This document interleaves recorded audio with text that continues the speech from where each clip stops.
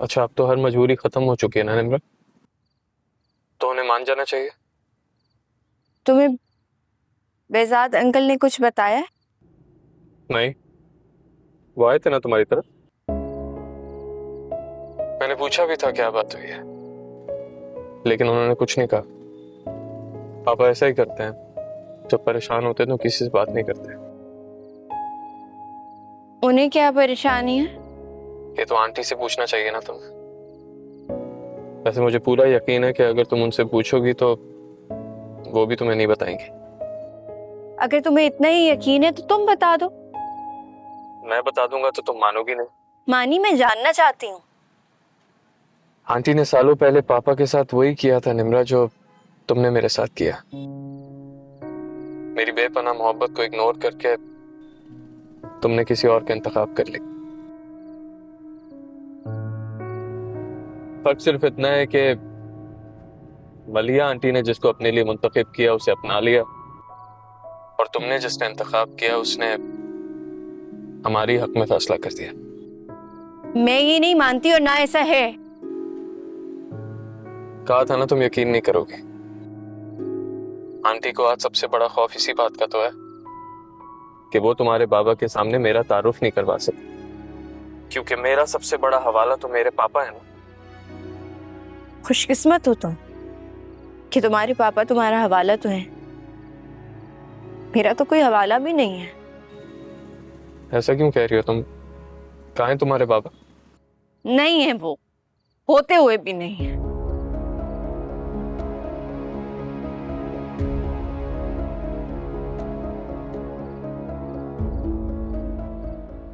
Aunty ने सालों पहले पापा के साथ वही किया था निम्रा जो तुमने मेरे साथ किया।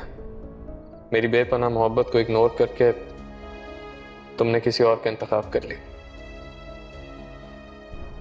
फर्क सिर्फ इतना है कि मलिया आंटी ने जिसको अपने लिए मुंतखब किया उसे अपना लिया, और तुमने जिसका इंतखाब किया उसने हमारी हक में फैसला कर दिया।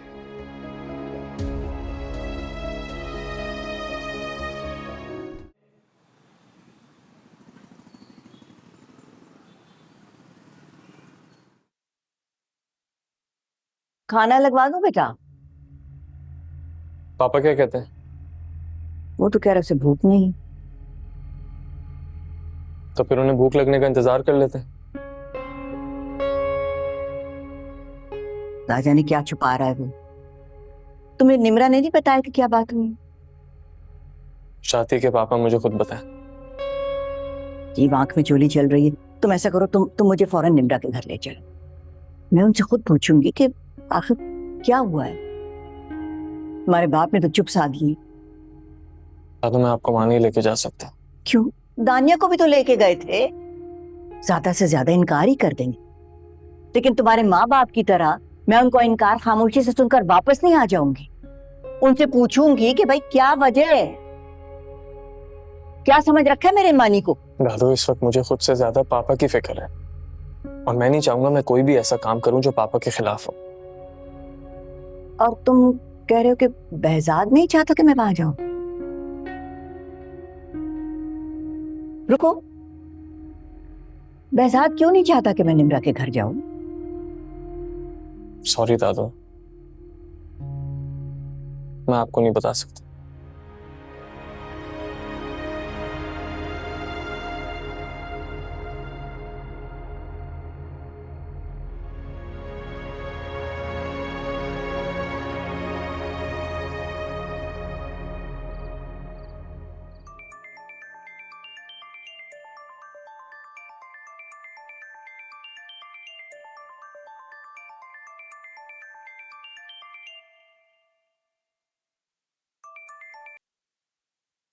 हेलो जी, सलाम वालेकुम पप्पू। वालेकुम अस्सलाम बेटा। कोई है तो नहीं तुम्हारे पास?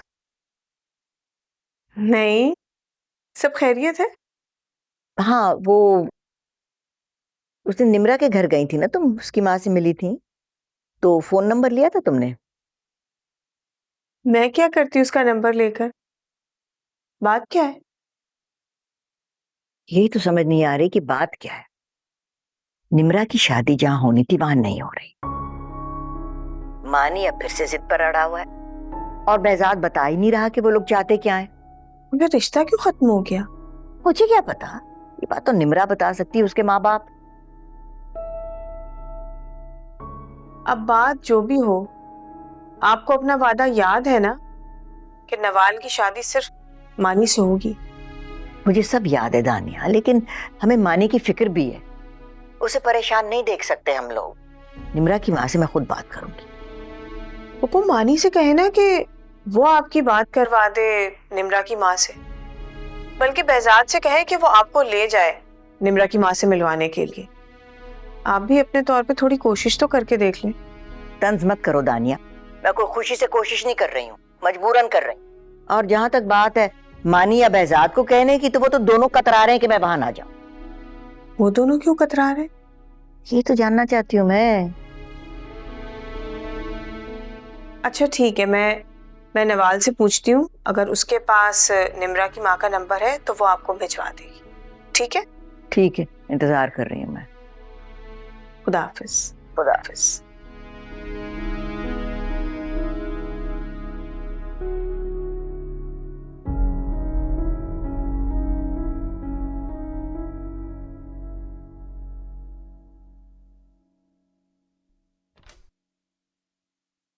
नवाल, तुम्हारे पास निम्रा की अम्मी का नंबर है? जरा पप्पू को भेज दो। दादू को? उन्होंने आंटी का नंबर क्या करना है? वो तो खुश हो रही थी कि मानी की जान छूट गई निम्रा से। होगा कोई काम, भेज दो। ओके।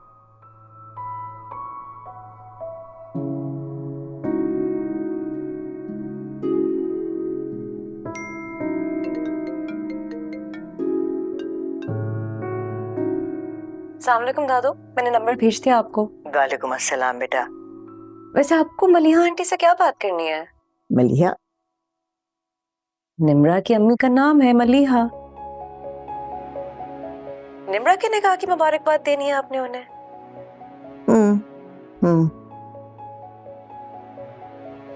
ओके बेटा, थैंक यू। हेलो दादू,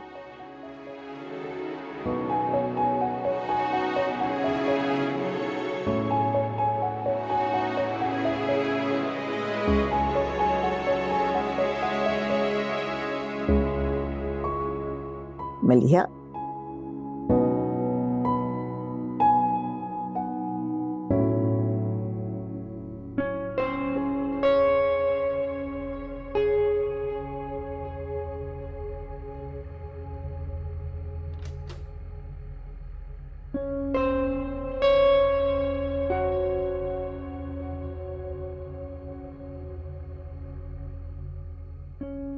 चैन नहीं है तुम्हें? बस कर दे पापा, दोपहर से रात हो गई है। किस बात का गम मना रहे? बेशक ना बताएं, इसी तरह छुपाए रखें जिस तरह जिंदगी पर सारे गम अपने दिल में छुपाएं। लेकिन ये मत भूलें कि इस घर में आपके सिवा 2 लोग और भी रहते हैं जिन्हें आपकी बहुत फिक्र है।